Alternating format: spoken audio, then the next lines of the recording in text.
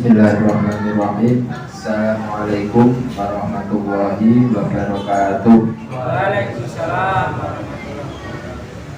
Innal hamdalillah nahmaduhu wa nasta'inuhu wa nastaghfiruh wa na'udzu billahi min shururi anfusina wa min sayyiati a'malina. May yahdihillahu fala mudilla lahu wa may yudlil fala hadiya lahu. Asyhadu an la ilaha illallah wahdahu la syarika lah wa asyhadu anna Muhammadan abduhu wa rasuluhu la nabiyya wa la rasula ba'dah.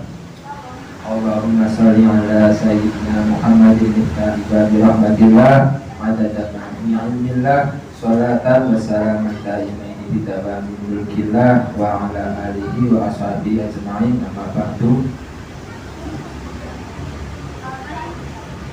Ya ayyuhalladzina amanu taqullaha haqqa tuqatih wa la tamutunna illa wa antum muslimun.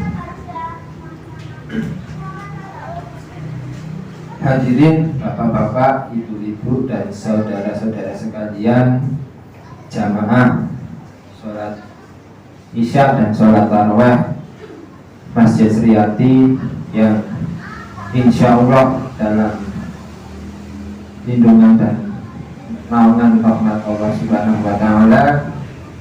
Marilah pertama-tama kami mengajak para jamaah sekalian untuk senantiasa mengucapkan syukur alhamdulillahirabbil alamin kepada Allah Subhanahu wa Ta'ala yang senantiasa telah melimpahkan nikmat iman, nikmat Islam, nikmat sehat, nikmat longgar kepada kita semua, sehingga kita pada malam 11 gitu. Malam 11 Ramadan masih diberikan istiqomah untuk menjalankan ibadah-ibadah, rangkaian ibadah di bulan suci Ramadan. Minimal dengan membaca alhamdulillah bersyukur.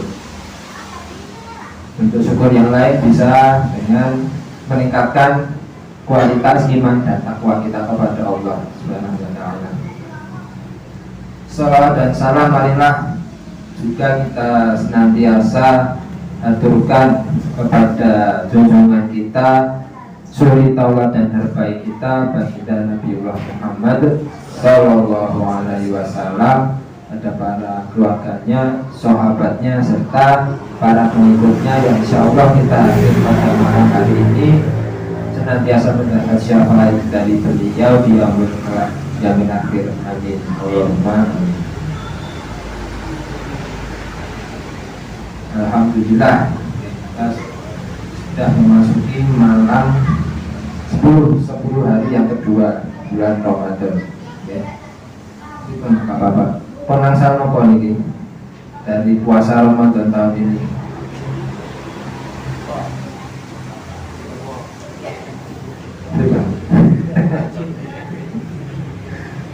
Luwe gitu sami tentang kata lapar dan dahaga pasti jenis puasa ya.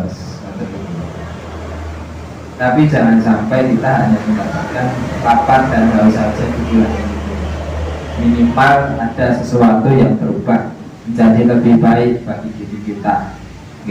Dalam hal ibadah, dalam ibadah mahdoh, koiru mahdoh, itu kita bisa meningkatkan kualitas lagi sehingga nanti kita melampaui bulan Ramadan ini masih kita bisa istiqomahkan lagi. Alhamdulillah, dan malam hari ini kami akan sedikit menyampaikan tentang pentingnya menjaga lisan. Di bulan Ramadan ini tentunya selain dengan menahan lapar, menahan haus, menahan nafsu, kita juga diminta untuk menahan diri dari perbuatan-perbuatan yang tidak berguna atau tidak bermanfaat. Salah satunya yakni menjaga lisan.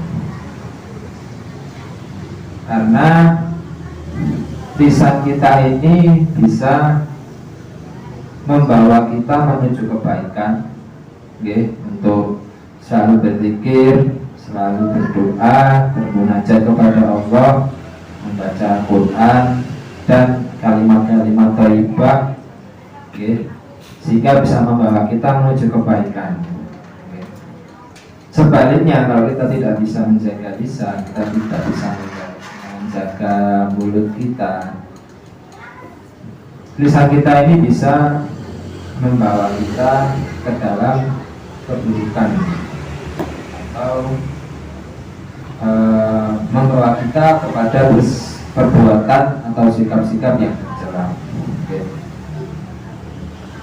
Contoh menjaga lisan ini, yang pertama ialah menjaga dari dusta, bohong, tipu-tipu, ngapusi.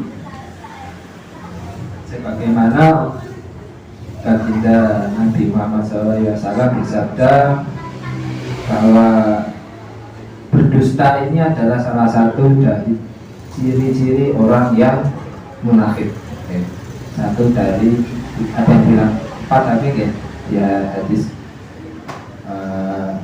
muttafaq alaihi, Bukhari Muslim itu 3. Salah satunya ialah berdusta.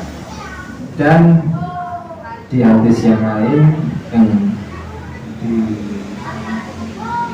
disampaikan oleh baginda Nabi Muhammad SAW bahwa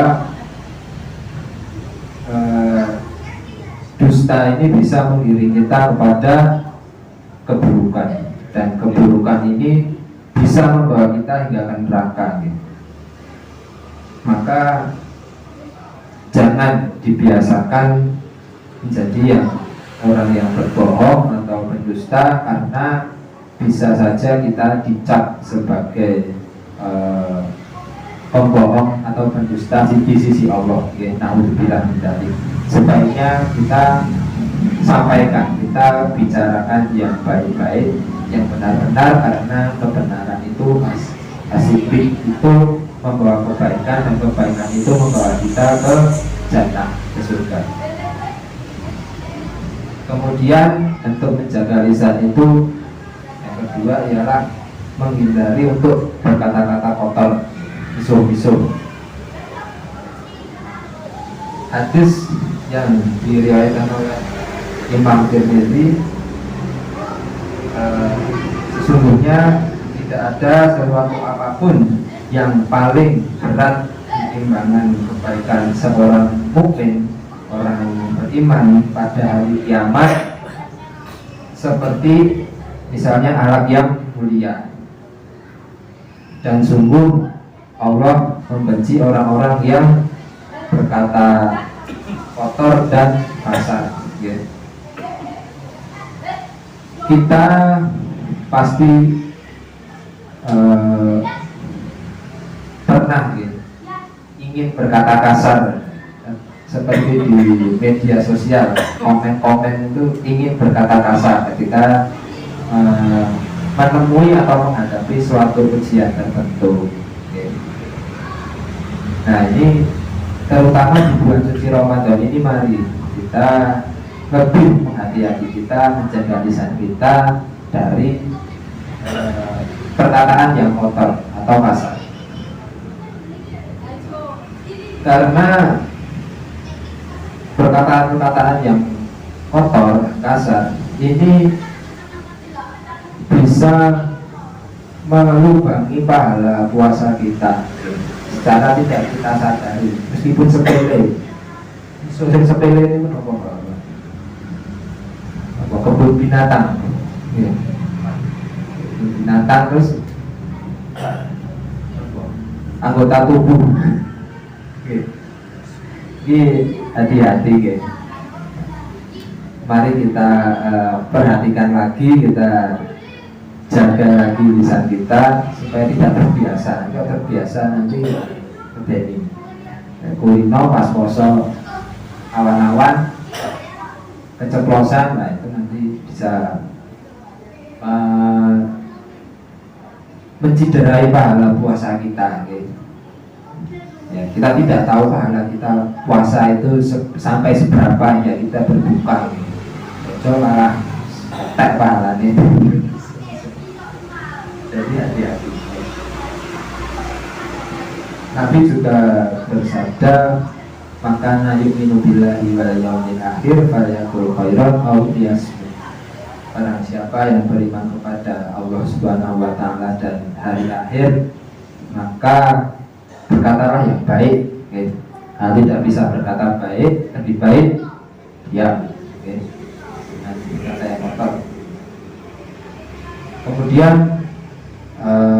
bentuk dari menjaga lisan kita ini yang ketiga ialah menghindari ghibah. Ini senangane sinten nih?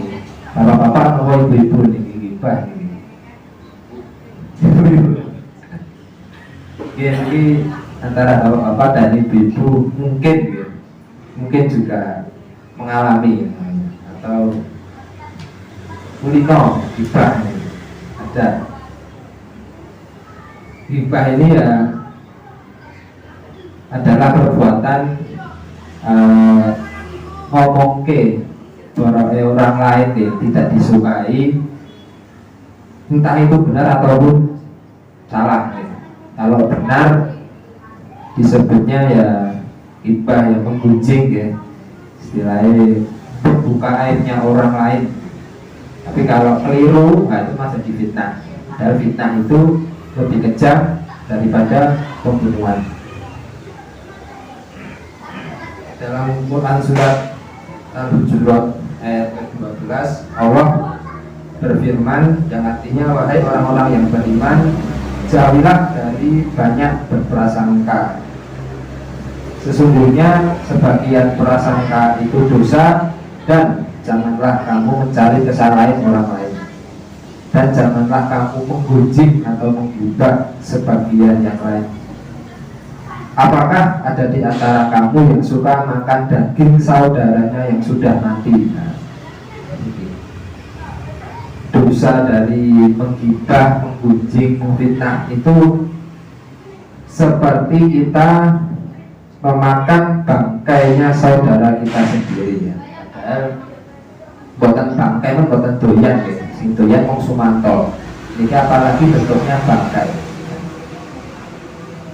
Lanjutannya, tentu kamu merasa jijik, maka bertakwalah kepada Allah. Sesungguhnya Allah Maha penerima taubat, lagi Maha penyayang. Jadi sebelum kita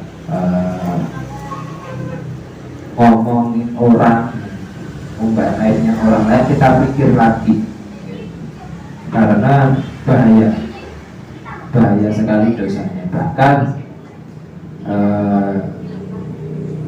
dampak atau konsekuensi yang lain dari menggibah hampir sama seperti dengan murtad, keluar dari agama Islam, yaitu bisa menghapuskan amal-amal soleh kita, amal-amal baik kita.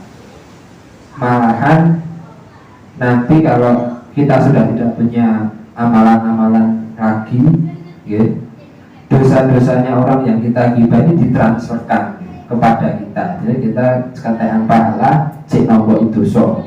Nah, itu bahayanya dari menggibah atau berprasangka buruk pada orang.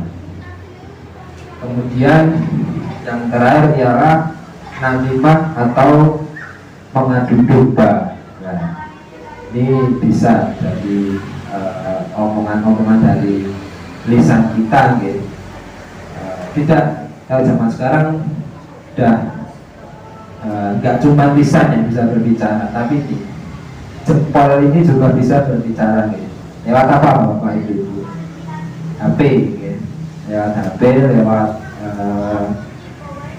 media sosial, kita bisa bebas mengomentari apa saja yang ada di media sosial, entah itu Facebook atau WhatsApp atau platform-platform yang lain. Kita bisa bebas, bisa mengatai orang. Kan lagi rame, apalagi akhir-akhir ini ada kasus adu domba ini yang dilakukan oleh anak pejabat gitu.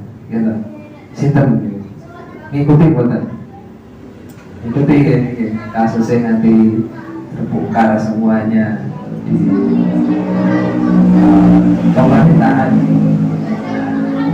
Ini bahayanya dari namimah atau mengadu domba, karena bisa membawa perpecahan. Mungkin demikian yang dapat kami sampaikan. Kurang lebihnya kami mohon maaf. Tentu kami berwasiat kepada umumnya, pada diri kami pribadi dan bagi para jamaah seluruhnya, mari kita sama-sama menjaga lisan kita, terutama di bulan suci ini.